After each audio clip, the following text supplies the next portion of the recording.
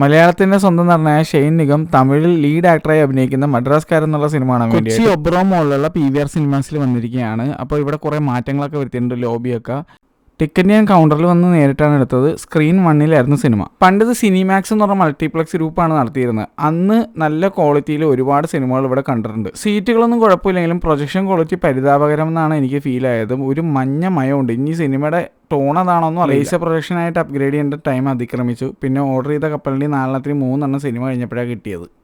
പിന്നെ ഏത് PVR ചെല്ലുമ്പോഴും കിട്ടുന്ന ഫുഡ് ആൻഡ് ബെവറേജിൻ്റെ കോട്ടക്കിൻ്റെ ഓഫർ എനിക്ക് ഇവിടെ കിട്ടിയില്ല. നല്ല വെൽ മെയിൻറ്റൈൻഡ് ആയിട്ടുള്ള വാഷ്റൂമാണ് ഇവരുടേത്. നവീകരിച്ച ഒബ്രമോളുടെ എൻട്രൻസും കിട്ടും. മദ്രാസ്കാരൻ ഷെയ്ൻ നിഗം എന്നുള്ള ആക്ടറിന് അത്ര അധികം ഇഷ്ടമായതുകൊണ്ടാണ് ഈ സിനിമ കാണാൻ വേണ്ടി പോയത്. പിന്നെ കലയരസൻ്റെയും അഭിനയം എനിക്ക് പൊതുവെ ഇഷ്ടമാണ്, ഏത് സിനിമ എടുത്ത് നോക്കിയാലും. അങ്ങനെ മദ്രാസ്കാരൻ ഞാൻ കണ്ടു. ഇത് കാണാൻ കുറച്ച് എഫേർട്ട് എടുക്കേണ്ടി വന്നു. 2 തവണ ഈ സിനിമ കാണാൻ പോയപ്പോഴേക്കും ആളില്ലാത്തതുകൊണ്ട് കാണാൻ പറ്റിയില്ല. വേണ്ടത്ര ആളില്ലാത്തതുകൊണ്ട് ഷോ നടന്നില്ല, മനസ്സിലായില്ലേ? അവസാനം ഇപ്പോൾ ഇത് കണ്ടു. എനിക്ക് ഒറ്റ റിഗ്രറ്റേ ഉള്ളൂ, ഈ സിനിമ നേരത്തെ തന്നെ കാണണമായിരുന്നു എന്നുള്ളത്. കാരണം ഇത് നേരത്തെ കണ്ട് ഞാൻ ഇതിനെപ്പറ്റിയുള്ള അഭിപ്രായം പറഞ്ഞാൽ കുറച്ചെങ്കിലും ആൾക്കാർ ഈ സിനിമ കൂടുതലായിട്ട് പോയി കണ്ടാനേ എന്നെനിക്ക് ഫീലായി. അതങ്ങനെ പറയാൻ കാരണമുണ്ട്. ഈ സിനിമ എന്നെ സംബന്ധിച്ചിട്ട് ഒരു ഡീസൻറ്റ് വാച്ചായിരുന്നു. ഷെയ്ൻ വളരെ നല്ല രീതിയിൽ തന്നെ പെർഫോം ചെയ്തിട്ടുണ്ട്. കലയരസനും കൊടുത്ത റോള് നന്നായിട്ട് പെർഫോം ചെയ്തിട്ടുണ്ട്. കഴിഞ്ഞ ആഴ്ച ഇറങ്ങിയ സിനിമയിൽ എനിക്ക് പേഴ്സണലി എൻ്റെ അഭിപ്രായത്തിൽ ഒരുപാട് സിനിമ ഇറങ്ങിയെങ്കിലും രേഖാചിത്രം എന്നുള്ള സിനിമയും ഇതുമാണ് എനിക്ക് ഇഷ്ടപ്പെട്ടത്. ഇപ്പോൾ രേഖാചിത്രം ഭയങ്കരമായിട്ട് ഇഷ്ടപ്പെട്ടു. ഇത് ഡീസൻറ്റ് വാച്ച് എന്നുള്ള രീതിയിലാണ് ഞാൻ പറയാൻ ഉദ്ദേശിക്കുന്നത്. ബാക്കി സിനിമകളൊന്നും എനിക്ക് ഇഷ്ടപ്പെട്ടില്ല. എന്നാൽ ബാക്കിയുള്ള സിനിമകൾക്ക് കിട്ടിയ ഒരു സ്വീകരണം ഈ സിനിമക്ക് കിട്ടിയിരുന്നെങ്കിൽ ഇത് കുറച്ച് ദിവസം കൂടി നല്ല ആളോടുകൂടി കുറച്ചും കൂടി ഷോസ് കളിച്ച് പോയാനേ എന്നെനിക്ക് ഫീലായി. നമ്മുടെ മലയാളിയായിട്ടുള്ള ഒരു നടൻ തമിഴിൽ പോയി അഭിനയിക്കുമ്പോൾ ഇതിൽ കൂടുതൽ സ്വീകരണം കൊടുക്കണമായിരുന്നു എന്നാണ് എൻ്റെ ഒരു അഭിപ്രായം. അത് നന്നായിട്ട് ചെയ്ത സ്ഥിതിക്ക് എൻ്റെ അഭിപ്രായത്തിൽ ഷെയ്ൻ വളരെ നന്നായിട്ട് തന്നെ ഈ റോള് ചെയ്തിട്ടുണ്ട്. ഷെയ്ൻ റൊമാൻസിൻ്റെ കാര്യമായിക്കോട്ടെ, ഡാൻസ് ആയിക്കോട്ടെ, ഇമോഷണൽ രംഗങ്ങളായിക്കോട്ടെ, എസ്പെഷ്യലി ആംഗ്രി യങ് മാൻ ലെവലിലുള്ള ഒരു റോള് ചെയ്യാൻ ഷെയ്ൻ കിഡുവാണ്. ഷെയ്നോട് എന്താണോ ഡയറക്ടർ ആവശ്യപ്പെട്ടത് ഷെയ്ൻ അതിനകത്ത് ചെയ്തു വെച്ചിട്ടുണ്ട്. ഇതൊരു സമ്പൂർണ്ണ സിനിമയെന്നോ അല്ലെങ്കിൽ വേറെ ലെവൽ പടമെന്നോ അങ്ങനെ ഒന്നും ഞാൻ പറയുന്നില്ല. പക്ഷേ this was definitely A decent watch for me. എനിക്ക് സിനിമ ഇഷ്ടപ്പെട്ടു എന്ന് വെച്ച് കഴിഞ്ഞാൽ തീർച്ചയായിട്ടും എനിക്ക് സിനിമ ഇഷ്ടപ്പെട്ടു. പോരായ്മകളുണ്ടോ? ഉണ്ട്. എല്ലാം കഴിഞ്ഞ പടമാണെന്നൊന്നും ഞാൻ പറയാൻ ഉദ്ദേശിക്കുന്നില്ല. പക്ഷേ ഈ സിനിമ തമിഴിൽ ഈ അടുത്തിറങ്ങിയ സിനിമകളിൽ വളരെ ഡീസൻ്റ് ആയിട്ടുള്ളൊരു സിനിമ തന്നെയാണ്. ഇതിൽ ഒരു കപ്പിൾ സോങ് ഉണ്ട്, ഡ്രീം സീക്വൻസ് സോങ്. പണ്ടത്തെ ഒരു സോങ് റീക്രിയേറ്റ് ചെയ്തിരിക്കുകയാണ്, അല്ലെ ഇപ്പോൾ അതിലുള്ള ഒരു സോങ്. പക്ഷേ ഷെയ്ൻ്റെ ഡാൻസ് കിഡുവാണ്. പക്ഷെ കൂടെ അഭിനയിക്കുന്ന പെയറായിട്ടുള്ള കാസ്റ്റിംഗ് എനിക്ക് വളരെ വലിയ മിസ്കാസ്റ്റായിട്ടാണ് ഫീൽ ചെയ്തത്. ഈ സിനിമയിൽ എനിക്ക് ഏറ്റവും വലിയൊരു പോരായ്മയായിട്ട് ഫീൽ ചെയ്തത് ഇതിനകത്തുള്ള ഫീമെയിൽ കാസ്റ്റിംഗ് ആണ്. ഒന്ന് നിഹാരിക കൊണ്ടേലെ അങ്ങനെ എന്തോ പേരുള്ള ഒരു നടി. എനിക്ക് തീരെ ഇഷ്ടപ്പെട്ടില്ല. ഭയങ്കര ക്രിഞ്ചായിട്ടാണ് എനിക്ക് ഫീൽ ആയത്. എനിക്ക് അങ്ങോട്ട് ദഹിച്ചില്ല. ആക്ട്രസിൻ്റെ ആക്ടിങ് ആയിക്കോട്ടെ, ഷെയ്ൻ്റെ കൂടെ ഡാൻസുകൾ ഒക്കണല്ല. ഷെയ്ൻ വേറെ ലെവലിൽ ഡാൻസ് ചെയ്യുമ്പോൾ പുള്ളിക്കാരിക്ക് പറ്റണല്ല. ഷെയ്ൻ്റെ കൂടെ പിടിച്ച് നിൽക്കാൻ പറ്റണല്ല. പിന്നെ ഒരു വല്ലാത്തൊരു ഓഡ് കാസ്റ്റിംഗ് ആയിട്ടൊക്കെയാണ് എനിക്ക് ഫീൽ ആയത്. എന്തോ ഷെയ്ന് ഇതിന് നന്നായിട്ട് ഏതെങ്കിലും ഒരു ആക്ട്രസ്സായിട്ട് പെയർ ചെയ്യാമായിരുന്നു എന്ന് എൻ്റെ ഒരു പേഴ്സണൽ ഒപ്പീനിയനാണ്. രണ്ടാമത്തത് ഇതിനകത്ത് ബിഗ് ബോസ് സീസൺ 2 വന്ന ഐശ്വര്യ ദത്ത, യാഷിക മഗധ് എന്ന് പറഞ്ഞാൽ നമ്മുടെ STRൻ്റെ ഒരു കൂട്ടുകാരുണ്ട്. ഞാൻ സീസൺ 2 ഞാനും അനുഭവ കുത്തിയിരുന്നത് കണ്ടാണ് കമൽഹാസൻ്റെ ബിഗ് ബോസ് തമിഴ്. അപ്പോൾ അതിനകത്ത് ഭയങ്കര ഫേമസ് ആയിരുന്ന 3 ആളുകളാണത്. അപ്പോൾ ഐശ്വര്യനെ എല്ലാവർക്കും ഭയങ്കര ഇഷ്ടപ്പെട്ട് ഒരു കണ്ടസ്റ്റൻ്റ് ആയിരുന്നു ബിഗ് ബോസിൽ. പക്ഷേ ബിഗ് ബോസിലുള്ളത് ബിഗ് ബോസിൽ, സിനിമയിലേക്ക് വന്നപ്പോഴേക്കും വളരെ പവർഫുള്ളായിട്ടുള്ള റോളാണ്, വളരെ സെൻസിറ്റീവായിട്ടുള്ളൊരു റോള്. അത് കുറച്ചും കൂടി ആക്ടിങ് എബിലിറ്റി ഇമ്പ്രൂവ്ഡ് ആയിട്ടുള്ള ഒരാളെ കൊണ്ട് ചെയ്യിപ്പിക്കാമായിരുന്നു എന്ന് എനിക്കൊരു ഒപ്പീനിയനുണ്ട്. കാരണം ഇവിടെ നമ്മൾ ബാക്കി കാണുന്നത് ഷെയ്ൻ്റെ അഭിനയമാണ്. ഷെയ്ൻ നിഗം എന്ന് പറഞ്ഞാൽ ഇമോഷണൽ രംഗങ്ങൾ വെറുതെ സിമ്പിളായിട്ട് കേക്ക് വോക്കായിട്ട് ചെയ്യുന്നൊരു മച്ചാനാണ്. കലയരസനും കിഡിലായിട്ട് ഇമോഷണൽ രംഗങ്ങൾ അഭിനയിക്കുന്ന ആളാണ്. അപ്പോൾ ഒരു സൈഡിൽ വേറെ ലെവലായിട്ട് മെയിൽ ആക്ടേഴ്സ് അഭിനയിച്ച് കൂട്ടുമ്പോൾ ഇപ്പുറത്ത് ലീഡ് എന്ന് പറയാൻ പറ്റുന്ന 2 ആക്ട്രസ്സുകളുടെ പെർഫോമൻസ് വളരെ വീക്കായിട്ട് തോന്നി. അതിനകത്തെ കൊണ്ടേലെ ആക്ട്രസ് എനിക്ക് വളരെ ഷോക്കായിട്ടാണ് ഫീൽ ചെയ്തത്. ഞാൻ അത് തുറന്ന് പറയാണ്, വളരെ ശോകമായിട്ടാണ് എനിക്ക് ഫീൽ ആയത്. ഒരു രീതിയിൽ എനിക്ക് ഷെയ്ൻ്റെ ഒരു പെയറായിട്ടോ അല്ലെങ്കിൽ ഈ സിനിമയ്ക്ക് ആപ്റ്റാണെന്ന് എനിക്ക് തോന്നിയേ ഇല്ല. അത് ഞാനിവിടെ പറയുന്നു. അതേസമയം വേറെ കുറച്ച് റോളുകൾ ചെയ്തവരുണ്ട്. ഷെയ്ൻ്റെ അമ്മാവനായിട്ട് അഭിനയിച്ചിട്ടുള്ള ആക്ടർ, ഷെയ്ൻ്റെ അച്ഛനായിട്ട് അഭിനയിച്ച ആക്ടർ, ഷെയ്ൻ്റെ അമ്മയായിട്ട് അഭിനയിച്ച അവരൊക്കെ, ഈവൻ ഷെയ്ൻ്റെ ചേച്ചിയായിട്ട് അഭിനയിച്ചിരിക്കുന്ന ആക്ട്രസ്സുകളൊക്കെ ഉണ്ട്. അവരൊക്കെ സൂപ്പർ പെർഫോമൻസ് ആയിരുന്നു. അപ്പോൾ ഇവർ ചുറ്റുമുള്ള ആൾക്കാർ വേറെ ലെവലിൽ അഭിനയിച്ചുകൊണ്ടിരിക്കുമ്പോഴേ നമുക്ക് ഇങ്ങനെ ഒരു ക്രിഞ്ച് പെർഫോമൻസ് അല്ലെങ്കിൽ ബിലോ ആവറേജ് പെർഫോമൻസ് കാണുമ്പോൾ അത് ഭയങ്കരമായിട്ട് എടുത്തു വെക്കും. ആ ഒരു സാധനം മാത്രമേ എനിക്ക് ഈ സിനിമയിൽ ഇച്ചിരി മോശം എന്ന് എനിക്ക് ഫീൽ ആയുള്ളൂ. പിന്നെ ഇതിനകത്ത് കുറച്ച് ക്യാരക്ടറൈസേഷൻസ് ഉണ്ട്. സിനിമ കാണുമ്പോൾ നിങ്ങൾക്കുണ്ടല്ല എവിടെ നിന്ന് വന്നടെ ഇത് നിങ്ങളൊക്കെ തോന്നിപ്പോകുന്ന രീതിയിൽ അത് പെർപ്പസ്ഫുള്ളി അത് ചെയ്തിരിക്കുകയാണ്. നമ്മുടെ ഫാമിലിയിൽ എടുത്തു നോക്കിയാൽ കാണാൻ പറ്റും. എവിടെയെങ്കിലും ഒരു പെരട്ട ഏതെങ്കിലും ഒരു ഇതുവരെ 90s അല്ല വല്ല 50s വണ്ടി കയറാത്ത കുറേ കൊണച്ച കുറേ പ്രായമുള്ള ടീമുകളുണ്ടാവും. വല്ല പാട്ടിയാ വല്ല അമ്മൂമ്മ അല്ലെങ്കിൽ ആരെങ്കിലുമൊക്കെ ഉണ്ടാവും. അവരെന്ന് പറഞ്ഞു കഴിഞ്ഞാൽ അസ്ഥാനത്ത് കയറി ഇല്ലാത്തത് പൊലിപ്പിച്ച് പറയുക, കൊണച്ച വർത്താനങ്ങൾ പറയുക, 5-50 പറയുക, ഏഷണി വരുത്തുക, ഇങ്ങനെ കുറേ തള്ളകളുണ്ട്. അത് നിങ്ങളെ കണ്ടു കഴിഞ്ഞാൽ തന്നെ ചവിട്ടി കൊല്ലാൻ തോന്നും. അതുപോലെ ഇതിനകത്തൊരു ക്യാരക്ടറുണ്ട്. എൻ്റെ പൊന്നോ, ഇത് ഒരു ഭയങ്കര വലിയ ടെൻസ് സിറ്റുവേഷൻ നടക്കുമ്പോൾ ഒരു പാട്ടിത്തള്ള വന്നിട്ട് കൊര അത് കണ്ടപ്പോൾ എനിക്ക് സ്ക്രീനിലേക്ക് ചെരുപ്പ് വഴി എറിയാനാണ് തോന്നിയത്. കാരണം പുള്ളിക്കാരിയുടെ പെർഫോമൻസ് അത്ര സൂപ്പറായിരുന്നു. പാട്ടിക്കൊണ്ട് അങ്ങനെയാണ് അവതരിപ്പിച്ചിരിക്കുന്ന ആ ക്യാരക്ടർ. പക്ഷേ നമുക്കത് റിലേറ്റ് ചെയ്യാൻ പറ്റും. നമ്മുടെ ലൈഫിൽ എവിടെയെങ്കിലുമൊക്കെ കണ്ടിട്ടുണ്ടോ അതുപോലുള്ള പെരട്ടത്തള്ളകളാണ്. ഇറിറ്റേറ്റഡ് ആയിട്ട് പ്രാന്താവും നമുക്ക്. വല്ല പഴം തള്ളി വെക്കാനൊക്കെ തോന്നിപ്പോവും. അതുപോലെ നമുക്ക് ദേഷ്യം കയറും.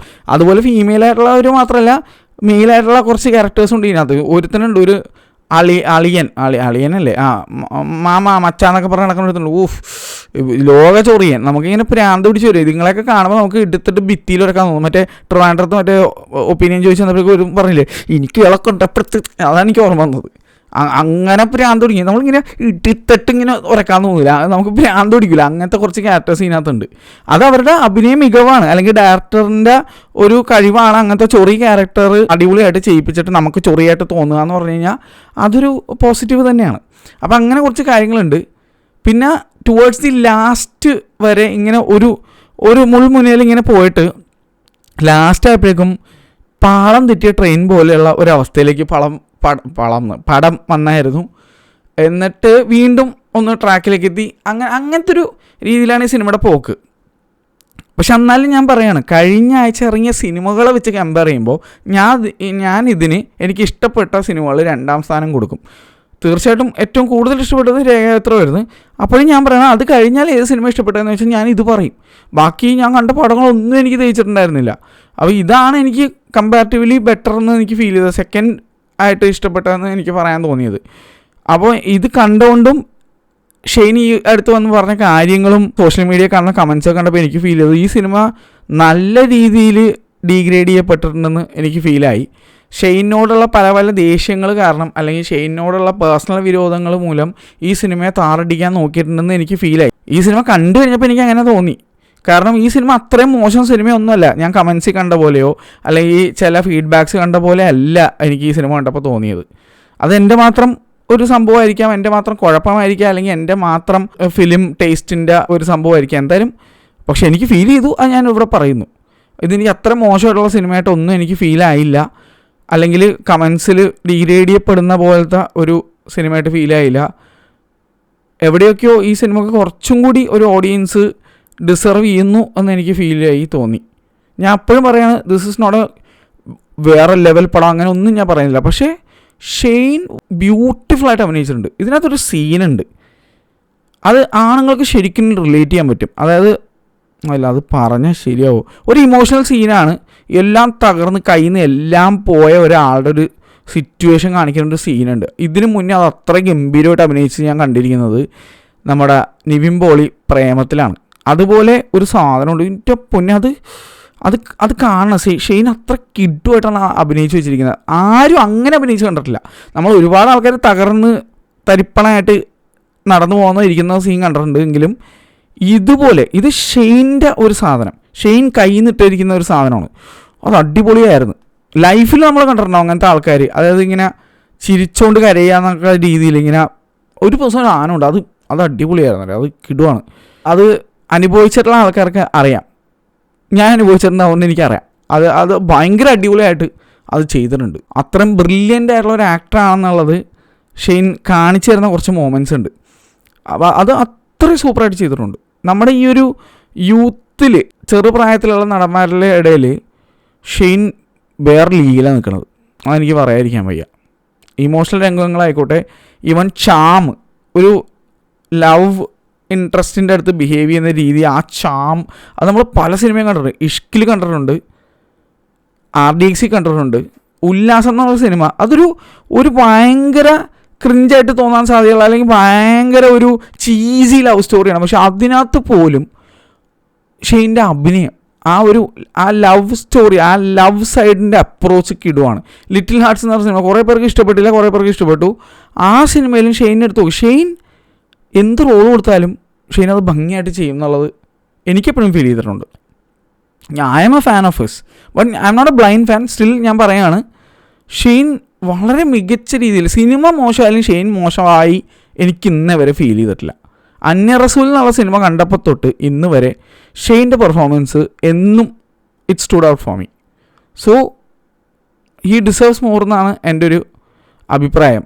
ഇൻ്റർവ്യൂവിൽ പറയുന്ന കാര്യങ്ങളോ അല്ലെങ്കിൽ പേഴ്സണൽ ലൈഫിൽ ഷെയ്ൻ പറയുന്ന കാര്യങ്ങൾ എന്തെങ്കിലും കേട്ടിട്ട് ഒരു സിനിമയെ നമ്മൾ ഭയങ്കരമായിട്ട് ഇതാക്കണ്ട. എൻ്റെ അഭിപ്രായത്തിൽ സിനിമ ഒന്ന് കണ്ടു നോക്കുക, അല്ലാതെ മൊത്തത്തിൽ ആ സിനിമ അങ്ങനെ ബ്ലോക്ക് ചെയ്ത് കളയരുതെന്നാണ് എൻ്റെ ഒരു ഒപ്പീനിയൻ. അതിപ്പോൾ ഏതൊരു നടന്ന കേസും ആയിക്കോട്ടെ, എനിക്കങ്ങനെ തോന്നി. കാരണം ഈ സിനിമ ഈ പറയുന്ന പോലെ അല്ലെങ്കിൽ ഇങ്ങനെ ആളില്ലാതെ പോകേണ്ട ഒരു സിനിമയായിട്ട് എനിക്ക് ഫീൽ ആയില്ല. അതും ഷെയ്ൻ തമിഴിൽ പോയി ഇങ്ങനൊരു ലീഡ് ആക്ടർ എന്നുള്ള ഒരു റോള് ചെയ്തൊരു സിനിമ.